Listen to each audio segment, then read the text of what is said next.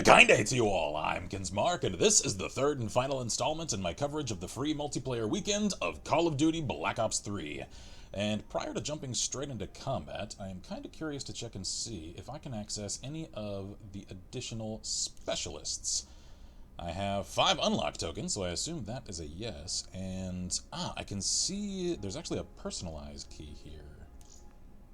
Aha! So this is how I customize the appearance of my characters. Alright, I assume I haven't anything with which to do so, and I can't preview them. Well, I kinda can, because I can at least see the model of it. So there's actually a fair amount of character customization. That I like! Showcase weapon, and I can see some of these ahead of time. Alright. Shotguns. Let me at least just kinda check through these and show off the various gear models. I kind of like some of these. Some of them are a little overworked because they're a little intense on the "this is sci-fi, this is the future." Oh, and there's actually taunts and gestures. Alright, interesting. So, let's check and see here. Are there any of these others that I might want? I kind of like the idea of Prophet. So, yeah, I think Prophet it is. Because, yeah, an arrow, Yeah. Let's see here. Unlock and equip. Systems online and functioning normally. And I like his accent. Alright, cool. So now, wait, hey. It actually changed the entire menu splash for the character. That's interesting. Alright, kind of a nice touch. So let's find a match. Core, and I'll try another mode that I haven't previously. Demolition. I don't know, that sounds... yeah. 1% of players in that playlist. So, maybe... yeah, considering the incredible... it's 0% in Uplink. The incredibly limited amount of players in some of these. Perhaps I'll stick with Team Deathmatch, because I can actually find a match in that mode. So, I apologize for the lack of coverage of some of the more exotic and, variable modes. I want to actually play, so that predicates playing something that I like the fact that at least it shows me how many people are in those playlists searching for those kinds of matches, because a lot of games don't do that. So you can sit there for minutes at a time just waiting, just kind of assuming, I guess no one's actually playing this. And the fact that this, kind of takes the time to care and show you, hey, this is how many people are actually playing this. I like it. That's a level of player friendliness. It's kind of rare. Let's see. I think I'll try my customized version. Although I may try the preset again later, just to kind of compare them. And thankfully, this is another map. Cool. Alright. See you. Whoa, jeez. I'm under a lot of fire here.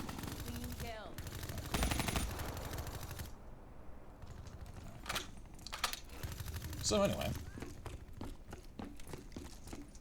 I am starting to see, as I kind of started to talk about a little in the previous episode, the value for the price here. Because the more I check into it, the more, tabs and the customizations and everything that are those, like, dual revolvers. How can I have those? Because I want them. And, the more I look, the more I find, and it just seems like there is a lot to keep players coming.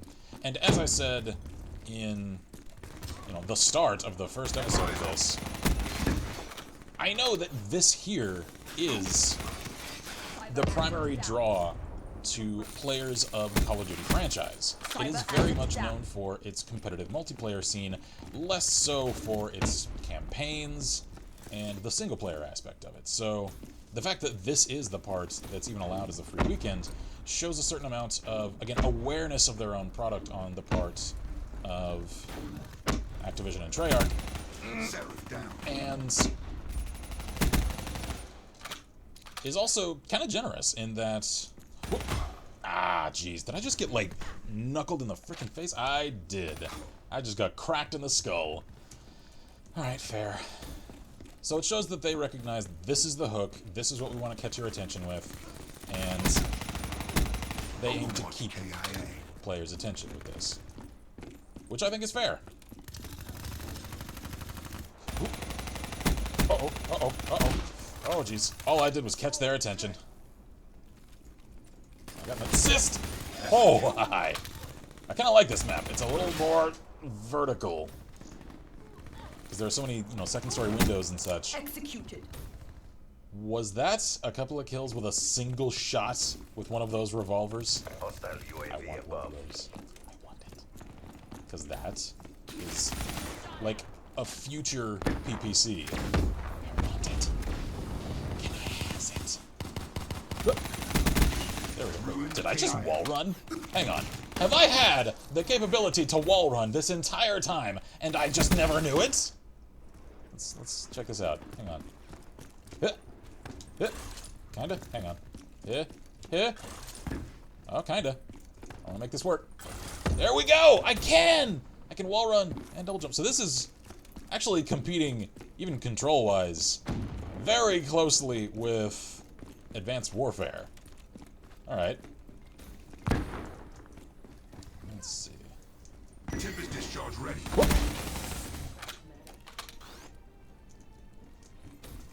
Because I played that on a free weekend as well.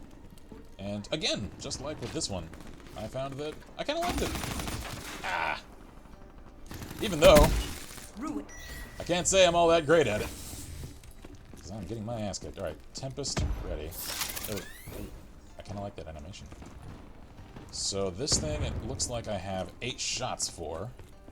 Let's make them count. Friendly UAV inbound. UAV. Just waiting on contact. Right. I think I'm going to follow after my allies. Let the pawns go first.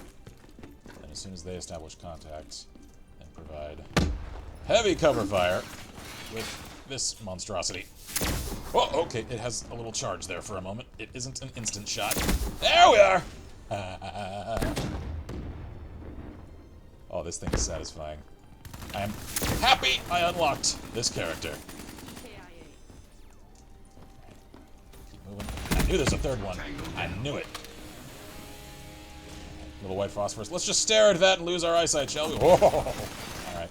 Alright, that's fair. Yeah, alright. I lost a little more than just my sight. Okay.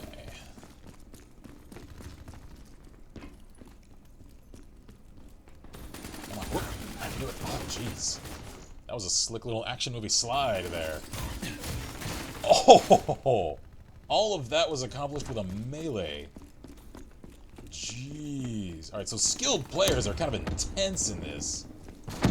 Alright. Did I just see a shot come through the wall? Are there AP rounds that can penetrate the environment? I like that mechanized voice there, too. Killed. It's just so monotoned and mechanical. It's kind of intimidating. I like it. So, I can commend this game at least for... Whoa! What the hell? Making me smile. In that it's pretty amusing and I'm having fun with it. So I think since this is my Friendly UAV last episode inbound. covering the free weekend, I can kind of shift into conclusionary thoughts. Which is to say that this isn't exactly delivering anything all that new. It's pretty standard, especially for the genre, you know, for contemporary FPS titles. For what it is, though, it's admirably well executed. It's fun, it's pretty, the audio design as well as the visuals, although they still look a little sludgy for me, I don't know why. Hostile They're all up UAV to par as far spotted. as I'm concerned. The settings available at least for the computer that I'm running this on, seem as though they are pretty generous in terms of the amount of settings one can customize. And, jeez, I keep rounding that corner and just getting cracked in the jaw. Alright, so I'm changing my approach. That side of the map is just kill central for me. On me. Oh, jeez. Alright, that's actually pretty impressive. Okay, even though it is a little foggy, which is I know is to mask the lack of high fidelity LOD textures. Even so. Good job, CVP. Mission reassignments inbound. This is the future of armed conflict.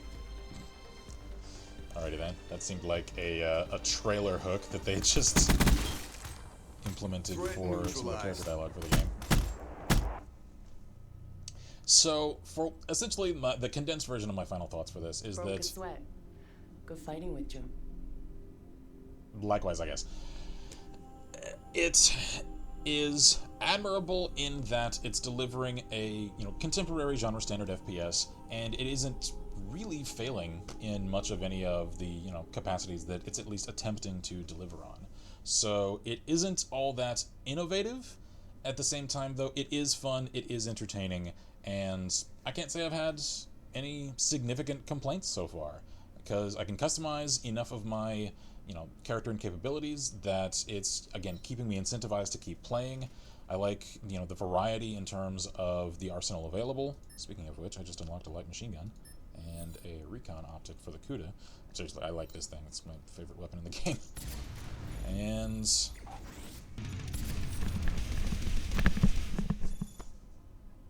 just the one this time. It does take itself a little too seriously in terms of how excited it gets. That's I think is the one criticism here, is that it is trying a little hard to come across and appeal to the hardcore gaming crowd, which I know because there's an entire professional community for competitive play for a lot of the Call of Duty games as well as a few others. And so for that, it has to kind of hype itself toward that target audience. I think it's just trying a little too hard at it. It isn't necessarily just letting its presentation speak for itself. It's kind of like forcing you with the audio cues, just like, get excited! I'm like, can I just get excited for my own accomplishments, please? Maybe? I don't know. And I certainly need to call an episode here, because I can start to feel the rasp in my throat for thrashing in recording at full energy and capacity all of these episodes in a singular session. And I apologize for any lack of response to comments on the videos covering this game, because as I said, all of them were recorded in a single session as I started this, with just a few hours remaining in the free weekend because of scheduling concerns, etc. So that's pretty much my coverage of at least the multiplayer component of Call of Duty Black Ops 3. Consider all of these first impressions. It is certainly far from a comprehensive review. It's just a matter of how well it's hooked me, how well it's kept my attention, and just the presentation of it all. And I like it. It's really up to the individual's call as to whether or not it could justify the price at which it releases, because again, there are a lot of cheaper games that deliver a very comparable experience. However, it's pretty much, I think, going to come down to a matter of taste. Does the way that this game looks, plays, sounds, etc., the entire package appeal to you enough that this is sort of, for lack of a superior term, is this the skin pack on contemporary FPS X that you want? Because if it is, I could certainly say it's worth it. It just isn't doing anything, like it isn't changing up the formula enough, for me at least, to want to get the full purchase. And part of that, I acknowledge as well, is the fact that I'm coming from a place of an incredibly limited amount of funds with which to pick up games, so something has to really excite me and hook me and stand out to keep and hold my attention enough for me to say, yeah, that's worth purchasing. For someone with a little more cash flow, for which, it's just a matter of, I want to pick up a new game this month, this could absolutely appeal to you if you are a fan of the kind of, contemporary genre standard FPS that this is delivering. So, I think that pretty much covers everything that I have to say, so thank you all for sticking around, and I just kind of screwed up my outro. Cheers for the patience with me, because I am still recording this in a mild state of exhaustion. So thank you all kindly for watching. I am Kinsmark here at Let's Press, and as always, I wish you all good gaming, and Godspeed.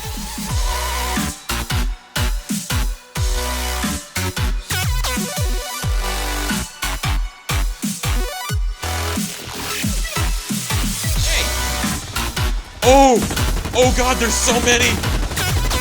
Oh god! I didn't think there would be that many! Oh wow!